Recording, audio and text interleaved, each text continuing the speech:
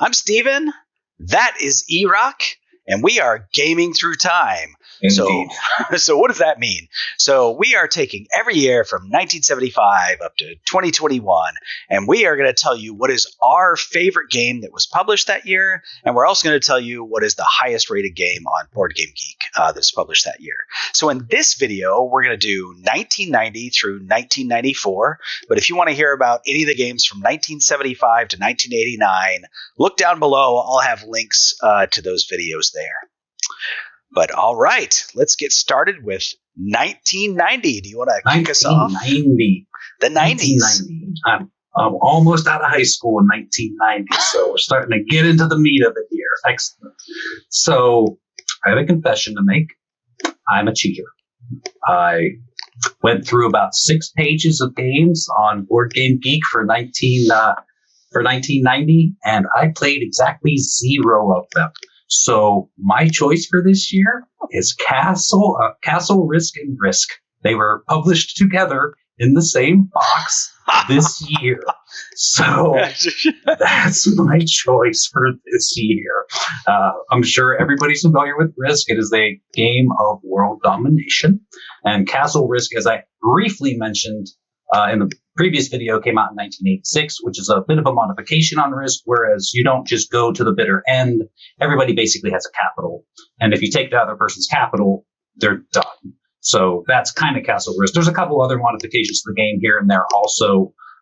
Overall, I think it's slightly inferior to Risk, but that's because I love the long slog of Risk, just waves of troops back and forth across the world, and you turn in a set of cards, and now you have 70 extra troops, and you just go on a rampage, but you can't quite beat the last couple of territories. Then they start in a set of cards, now they have 76 troops, and they just rampage back across everything you just took.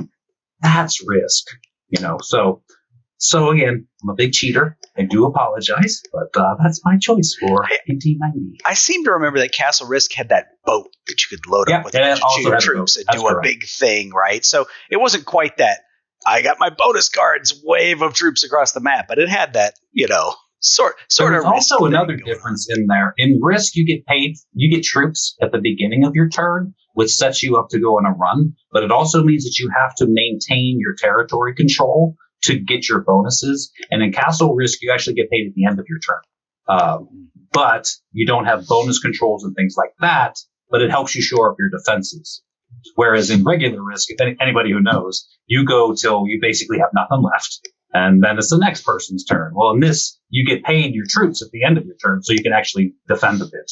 So it changes the game quite significantly, really. The only thing that's really the same are the basic concept and how combat works. So my pick for 1990 is, I think this is a Kinesia game, and this is Gold Digger. Have you played that one? No, I have not. So it is in 1990. I didn't play anything. You could have missed it, I guess. I don't know, but it's mostly a card game. So you have a hand of cards, and on the board there are these mine cards that are sort of down in a column. And to the left, you can play prospector cards from your hand, and to the right, you can play gold cards in there. When you play a prospector card, you can put one of your 3 claims on that mine. And then at the end of the game, the amount of money that's in that mine gets divided up among the number of claims that are in the mine. Once you fill up the board. So, you could sort of hold on to a prospector to jump into, somebody might claim a mine and put a thing on it and start putting gold in it, and you just hang on to one of the prospectors, I'll jump in there at the end and steal half the money. Or maybe somebody has put a couple of claims on a mine, and now you're going to throw zeros in that mine to take up the slots with the zeros. But you've got to do something on your turn, right? You've got to put one of these cards down. So sometimes you got to give up a card you would like to save because, I don't know, maybe you can hold 3 cards in your hand or something.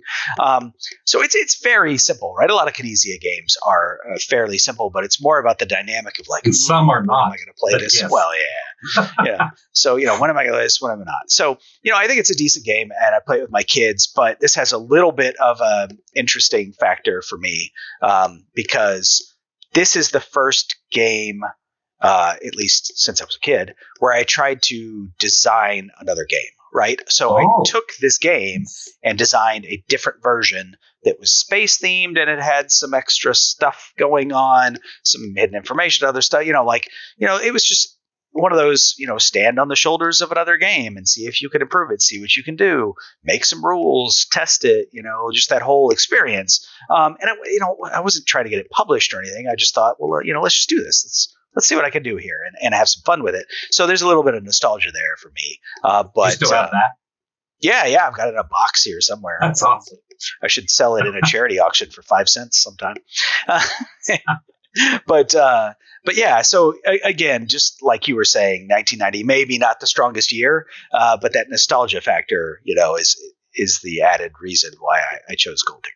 Good game, and I play it with my kids, but I'm sure I was still playing 1986 games in 1990. There was so many. Yeah.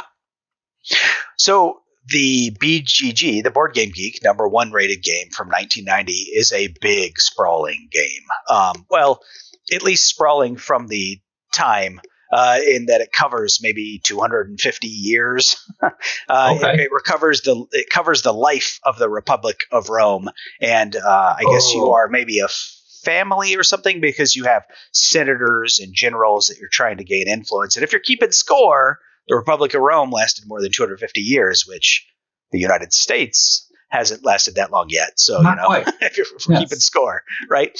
But it's semi-co-op to an extent because there are events that happen. And so you guys have to collaboratively as senators do policies and things to keep Rome from collapsing from the external events. But at the same time, you're trying to make sure that your senators gain the most influence or your generals who are out in the field gain the most prestige, because eventually one senator or one general is going to become emperor. And that's when the game ends and somebody wins. I've never actually played this, but I've heard a lot about it, actually. Oh, okay. I think this game actually has, all right, so like you go to war and you pull names basically out of a hat of the people that died in the war. So like half of your family could just die in a battle. There you are. Oops. Right. Well, that sounds fun. Indeed. I've actually heard a lot of clamorings for a reprint of this. So it kind of drew my eye a little while ago. So we'll see if that ever happens. Yeah, no, I mean, it looked pretty darn interesting to me. So I would play it if I had it and had the time. Neither of those things, but hey. All right. So let's move on to 1991. 1991. I graduated high school. Yeah, here we go. 1991. All right. So I've talked about this before, but here is where I'm going to make you mad. So please get your typing fingers ready. But my game for 1991 is Formula Day, which is the root of all of Formula D. Now, I can understand if you want to argue with me here, because there is one kind of big difference between this and all further versions. Is this version only had a single D20, and it was a modified D20 based upon the gear that you're. For those of you that don't know, Formula D is basically an IndyCar racing game, and you shift into different gears. And the way the game is played now is on the lower gear, you lower a lower die. So like second gear might be roll a D6. Third gear might be roll a D8. All the way up to like top gear would be roll a D20. And the number you get is the movement that you get. But there's a problem. You can't just roll a D20 all the time, because then you're going to go right off of a curve and crash. So you have to really judge the gear that you're on and the die that you roll and how far that you want to go along the track. Now, like I said, the only real difference practically is that this game only had a modified D20 for the different gears, whereas the newer versions have different die. I will tell you, I bought a copy of Formula Day that had the custom dice. Really? Yeah, so I don't know what year it was from. I bought it because, one, it was cheap. I got it used. And I wanted an extra set of dice to put in my copy of Formula D. But also, two, the map that it came with. If you get one of the expansion maps and the map from this base game, you can combine them into one giant map for one of the Formula One racetracks. So I have all that stuff. I have actually played Formula Day, even though what I own is Formula D. That's interesting. And I mentioned that because this is also my pick for 1991. Hey, Formula crossover.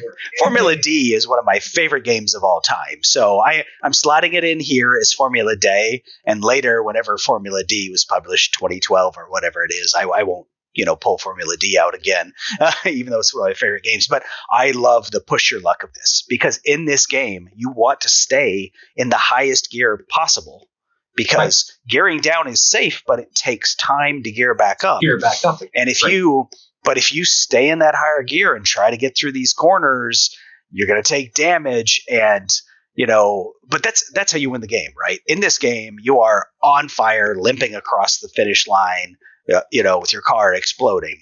If that's not in first, or you blow up and you don't make it. That's right. Or that. Right? It's first or bust, right? Yeah. There is an advanced version of this game. I only ever play the basic version because I just love that push your luck aspect. That is not complicated. This is one of those games that I feel like doesn't need to be complicated. Right. So yeah, I'm gonna pull a Ricky Bobby out. You ain't first, you're last. Yeah, I absolutely love this game. And we play this 10 players, high player counts. I actually, because I had extra pieces, now I have purple cars in mine, so we can play 12 players. It gets a little ridiculous, but hey, whatever. With the exception of maybe one guy in my game group, everybody loves this game. What about the Geek? Does the Geek agree? Do we have a 3-way crossover? We do not. And that is because of this game, which some people take very seriously and is very popular at cons. I never played it. Card game. Tichu. Yeah. Have you played it? I have not. Yeah, but I know the mystique around Tichu. So it is it's a partnership game, and I think that's where some of the mystique comes from, right? So like if you've played bridge or somebody with another person and they've got some weird bidding language, and et cetera. Like so Tichu's got this whole thing where your partner's just gonna be like, what are you doing? If you don't play exactly how you're supposed to play, but you have no idea because you've never played Tichu, right? So again, this is one of those games I would play with new players maybe, but not somebody who's experienced. But it is a card shedding game, so you want to get rid of your cards, and it's also a climbing game. So if you put down a pair of 2s, somebody has to put a pair of 3s or higher on that or pass, and then the person that passed gets stuck with a bunch of cards or something, and then there's points. You want to capture cards in the trick to get points. I'm not exactly sure of all the things, but this is almost like a lifestyle game, like bridge is a lifestyle game or poker is a lifestyle game. People play this very seriously at cons. And like I said, I've heard of the mystique of this. Quite frankly, I played a ton of bridge in high school, so I understand the cult, I understand the language, I understand that whole thing. I just never played this one.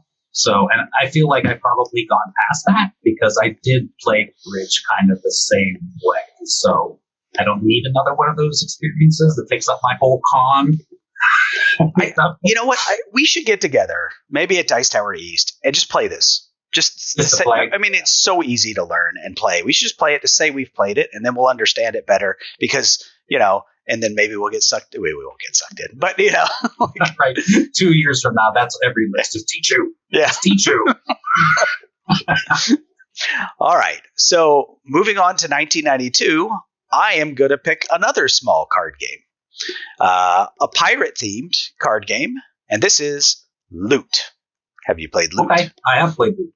So Loot is very simple. You have cards in your hand, and those cards are, for the most part, they're either pirate ships to attack merchants or they're merchants. And so if you put down a merchant in front of you and everybody else has a turn, an opportunity to attack that, and nobody does, you just claim it and you get that score at the end of the game. But if you put down say somebody else has a merchant down, you put down a ship attacking it. Your pirate ships have different values, 1, 2, 3, whatever they go up to, and different colors. So maybe I have a blue 3 in my hand. I could put that blue 3 on another card, and now if it comes back around to me at the beginning of my turn, 3 is the highest number on that. Like I've got the 3 pirate attacking it, I win that ship. But somebody else could maybe put down a 4 or put down a 3 of a different color on their turn, and it would just sit there forever. Like I've got a 3, somebody else has a 3 until somebody adds to theirs with another card. But the trick is that when you've put it down, you've also declared the color. So when I've declared that I'm blue on that ship, nobody else can play blue on that ship. Okay. And if I'm going to play another card subsequently, like maybe a 1 on it because you played a 3 to make sure I didn't get it, now I can put a 1 on it and I have a 4. I have to, again, play another blue on that ship. Also, there are pirate cards. So there is 1 blue pirate in the deck, 1 purple pirate, 1 green pirate, and then red maybe is the other one. There's 4 different colors, I think. So that's like a trump card, right? So I can put that down. However, if you have your own ship that you have played down and you want to defend it, there's an Admiral trump card. I think that trumps all of the pirates, or maybe it just acts like its own pirate. But the key is that one you can put down on your own ship, regardless of if you've put a color, because you can attack your own ship to sort of defend it. But it's interesting, how defense works, right? Because sometimes, like, somebody will put out a really valuable ship, and somebody else will put out a valuable ship, and people will start putting pirates down. So you just kind of sneak and put like a 2 merchant down or a 3 merchant down, and everybody sort of ignores it because they're fighting over those things. And you just kind of score it for free, or like I said, maybe you'll just declare a color on a ship and try to tie somebody's thing just to mess it up and sit there and make them do something else. And then, of course, you could draw cards on your turn as well. That's another thing that you could do. And you can't just sandbag and hold on to your valuable merchants either, because when the game ends, if you have merchants in your hand, they're negative points. So you need to get your merchants out there. And there's even there's a team's way to play this too, where you're on a team with the person next to you, which is sort of interesting. Anyway, we always have fun. Real simple card game, loot. I saw this when I was doing my research. I played it so long ago, I couldn't remember enough to form an opinion about whether I liked it or not. So it's probably worth revisiting just to check it out. Yeah. Well, so if it's not loot, what do you have for 1992? For 1992, I have modern art. I think modern art is one of those distillations of a philosophy games. I'm going to side note here for a second. In one of our previous lists, Steven chose Can't Stop. And I said, I've never played Can't Stop. Since that list, I've played Can't Stop. And it's fantastic. I love that game. It's just the distillation of push your luck. And in that way, modern art is the distillation of auction.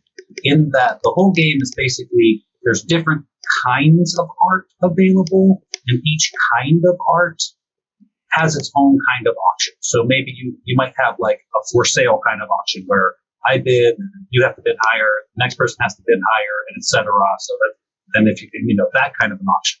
Or there might be a blind bid auction where everybody just blindly puts money in there. But the whole point of this game is there's like 5 different kinds of auctions. The whole game is just auctions for points. So it's just a really, really good like dip into like a baptism of auction games. And I think it's really well done in that way, so that you just like, if you want to play an auction, play that game. There's not a whole lot of structure around it. It's just, let's play some auctions. Is this also a Kinesia game? It is also a Kinesia game. Yeah, I mean, this has been reprinted a bunch of times, so you can get it with all kinds of different versions of the art on the cards. Yeah. I think the most modern version is very modern in the art style. Yeah, there's some beautiful productions of this game. Yeah, because it's actual art. So yeah, but I think I think Kinesia made a trilogy of auction games. I mean, he probably made 700 auction games, but there's some that are referred to as the trilogy. I think this is one of the trilogy, and I have not played this game, but I do like auction games, and I do like just the different art that I've seen in the version. So I would totally play this game, and apparently so would BoardGameGeek, because it is BoardGameGeek's #1 game from 1992. I got one. You got one. Excellent. Well, it's just, like I said, a really good distillation of the auction. Like, you want to see a couple of different auctions, how that works, try to figure that out. Because you can really take that into a lot of other modern games, as it were. I don't want to, foretell the future and thing, but there's a couple of auction games that I'm sure I'm going to be talking about as we go on. And here's your roots, really. This is where it all came out. Here's a whole bunch of different auctions. And then each game successively was like, let me take that one auction and build a game around that. So that's kind of where I'm at on this. All right. So, I've talked a few times about games that I've picked for different years, maybe being not something I would want to play now, but there's some nostalgia for them or whatever. But I possibly, when I was making my list from 75 to 2021, the game that the year that I struggled the most with, I think might be 1993. Because I think there is one obvious head and shoulders game published that is just a bellwether benchmark of the industry from 1993. And everything else is sort of not great. At least, and I don't mean just what I've played too. Like, I mean, I just looked at the other games and they weren't very highly rated or very highly regarded, and they didn't look terribly interesting to me. I would pick Beyond Balderdash here if I hadn't already picked Balderdash before, right? So I think that's fair. I don't plan on repicking anything I've already picked. So yeah, one of the higher games that's rated up there is called Shtickeln, or some people call it Stickum, which is just a nasty sort of trick taking game that I don't even like. So anyway, I went with a game that is really more an activity than a game, because if you are playing this as a game to win, you are playing it wrong, and it won't be fun for you or the other people at the table, because this is all about the storytelling. 1993 brought us Once Upon a Time, the storytelling card game. Okay. Tiffany has that game. It's in our collection. So. Yeah, and there's like a million expansions for it. And again, you gotta have the right people, right? Some people are absolutely. Some people are a little introverted. They don't want to have to tell a story on the fly, and some people are just, I have to win. And the game, you could just sort of like, I did this, put down your cards, and the story was boring. And okay, you won, great, that was fun. I agree. It's way more about the experience than it is about trying to get the victory. Yeah, 100%. Yeah, because all you're doing is you're trying to tell a story, and you're incorporating elements from your cards in the story, and then at some point somebody else can interrupt. They can say interrupt, and they take your story and go on with it with their cards, and that's just fun. The story evolves, and the story is what this is all about, and who cares how you score and win the game. All right, so I feel like 1993, you're going to bring us home with the big dog. I absolutely have to. I understand what you're saying, but I almost saw it from the other side of the coin, where it was so easy a choice for me, and that is absolutely Magic the Gathering. I have never played it. I can't pick it. I'm going to have a conniption. I can't believe it. Seriously? Yeah. Wow. I'm like speechless. The only thing I can say is that I'm speechless. It's not my kind of game. Yeah. I get that. It just amazes me, and no judging. It just amazes me that you never played a hand of Magic. It's been around since 1993. Yeah, I know. And my best friend had some really curated decks and loved this game, etc. And I don't know. I just never played it. I've played it multiple times for periods of time. For those of you who don't know what Magic is a card game that basically, it has 5, we'll call them spheres. So you have like water, fire, earth, air, and death, basically. And so the cards in the game are one of those 5 spheres, and you have crossovers and things like that. But basically, that's what's going on. And you play these lands out of your hand one at a time, and they power up your cards. So on turn 3, I could have 3 lands, and then that means I can basically tap them, twist them to spend them, to play a card of value 3, or a card of value 2 and 1, or whatnot. So you get more, it ramps up as you go.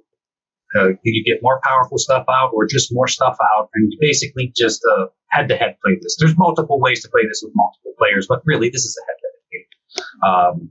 I've mentioned that I have played this game multiple times because I have a stormy relationship with Magic.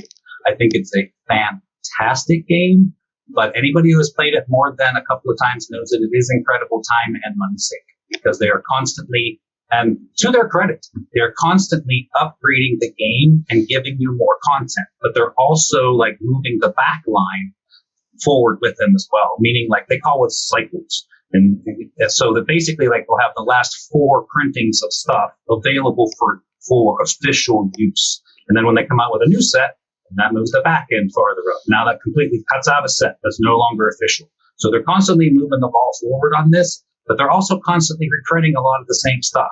Like if you buy a pack of Magic cards, it's going to have a land in it. I don't care how many lands you have, you're going to get a land. You're going to end up with 10,000 lands, and you're only ever going to put a handful in any deck ever. So it's just a constant. So this is my Stormy relationship. I think the game is fantastic. It's probably the best card game ever, and yet I can only play it for so long before I get mad and stop playing it for a while. So, but it's fantastic, and the effect on the hobby is unquestionable. It helped to propel the entire board game explosion that happened after this point. It's just huge. I played it back then. I played it 10 years ago. I played it 20 years ago. I played it 5 years ago.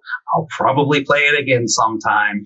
Magic the Gathering. Friendly local game stores would probably not exist if it weren't for Magic the Gathering. And yeah, that's 100% true. And mad props and thank yous to Magic the Gathering for allowing a lot of this stuff to happen. Yeah. I have played, the only game like this I've played a couple of times with my kids, I've played Pokemon, the Pokemon card game. So, yeah, but, no surprise here. You are crossing over 1993. Magic the Gathering is BoardGameGeek's highest rated game. It has to be, of course. Yeah. So, all right. Speaking of crossovers, maybe let's go to 1994. What do you got for us? Maybe. So, 1994 was a little bit of a rough year for me. I really didn't find that many things that I played and liked. My inclination here was to choose a lot Illuminati New World Order, but I had already chosen Illuminati, and this is basically the same thing except in collectible card format. So instead, I went with RoboRally. I think RoboRally is a really good game. That's still played today by a lot of people. For those of you that don't know, RoboRally is basically a game in which you have a robot and you're trying to win a race or whatever the point of the board you're playing is with this robot. But this really kind of introduced the whole programmable game aspect, because you don't just tell your robot move one space and then wait till your turn and tell them move one space. You tell your robot to do like 5 things at once. So it's going to be like move, turn left, move forward, turn right. And then that all executes basically at the same time for everybody. So the problem is when you start hitting obstacles and the other robots and stuff, and then all of a sudden your very simple turn left, 2 moves forward, turn right, you bump somebody, it pushes you back. Now when you turn right, you hit a wall, move forward, hit a wall, move forward, hit a wall. So it's basically a game of pre-programmed chaos. Chaos. Yes. Embrace the chaos. You have to embrace the chaos if you want to play this, because if you are absolutely serious about your robot and doing well, you will lose your mind, because that is not going to happen. I would also say, I don't care what the rules say, don't set up that many boards for your race. It tells you to put out like 6 boards or something, but you should have like 1 or 2. 6 boards is like 6 hours of frustration as you again hit the wrong thing. Now you're bumping your head against the wall, It's brutal. Yeah. RoboRally is great. It is not my favorite programming game. That would probably be Mechs vs. Minions. And I also like Tiny Tactics, right? So there's some good programming games out there, but RoboRally is, I don't know, maybe the first popular one anyway. That's what I'm thinking. There may have been some other ones before this that you and I don't really know about, but this is the one that really brought programming into hey, you can make a game out of programming. Yeah, right. And I totally enjoy embracing the chaos and laughing at the result. I don't care that you screwed up my program. It's hilarious. And that is why RoboRally is my pick for 1994 as well. Hey, a crossover! Yeah. And, I just wish one of these days that we have a 3-way crossover with BoardGameGeek. But BoardGameGeek. Yeah, but BoardGameGeek does not believe RoboRally is the best game from 1994. Instead, it's something that you called out before. Interesting. Maybe that was in the previous list. But anyway, it is Blood Bowl 3rd edition. Blood Bowl 3rd edition. Yes, there were Blood Bowls before 3rd edition, but 3rd edition is when it really happened. Yeah, so you've got a fantasy sports team, right? So you have and fancy little minis, and you've got all these different characters with these different abilities. And you're just trying to get the ball from here to there and score points. I haven't played specifically Blood Bowl, but I played a computer game that was inspired by this called Crush Deluxe. that was science fiction based, right? So, you had all these creatures with armor and, running the ball and you could play in a league and play over multiple, play a whole season or whatever, and your character's leveled up and all this stuff, right? So you could see all the roots of Blood Bowl there. And, I used to work in video games. I used to work on the Madden football game. And the Blood Bowl, have heard of it. Yeah, you may have heard of it. Blood Bowl was popular among the development staff in the studio. But I've seen people play it, but I don't know, I guess it was too busy, but I never actually played it.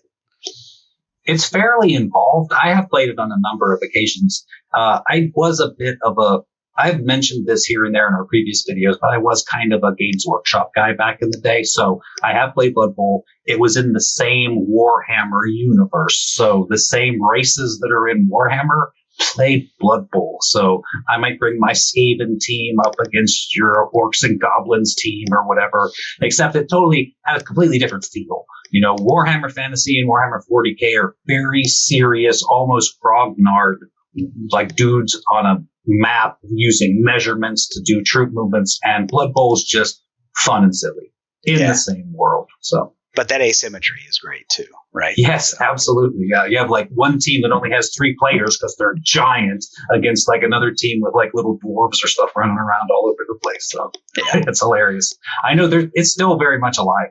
One of my best friends plays in a league. They're like our FLGS has a league, so it's very much alive. So there you go. There are our picks and the Board Game Geek picks from 1990 through 1994. And I got to say, I am super excited about where we're going from here. Particularly the next list. You did a little bit of foreshadowing. I'm going to be a little more specific. The next list, the next 5 years, 1995 to 1999, 3 of the games from my top 25 games of all time are on that list. Like, I can believe that. Super psyched about this next 5. It's really strong. I really feel like we were talking about it just briefly before we started the segment, but 95 is almost like the birth of the modern hobby, really. And you'll see when we start talking about these games, it's like, wow. Really, yeah. This is sort of like the precursor to the golden age of board gaming, right? I agree. You see little drippings of it here and there. Like D-Mocker back in 86 kind of set the stage. Like it was a totally different way of thinking about how to develop games, and it kind of just got people thinking. And so since then, you can see the little drops here and there. People like taking that space and exploring it. And 95, I think that's when it really hit the road. It's full speed from here on out. Nice. All right. Well, so I'm sure there are a lot of good games we missed from 1990 through 1994. So tell us what they are. Yeah, tell us what they are, either in the comments here on YouTube, or if you look in the description of the video, there's our Discord channel. Come on over to our Discord channel. We'll talk about games, whatever. And I'll be happy to argue with you all day. I'll be happy to watch that. Yes. All right, great. Thanks, everybody. Well, I'm Steven. That's Erock. And we've been gaming through time. See you next time. See ya.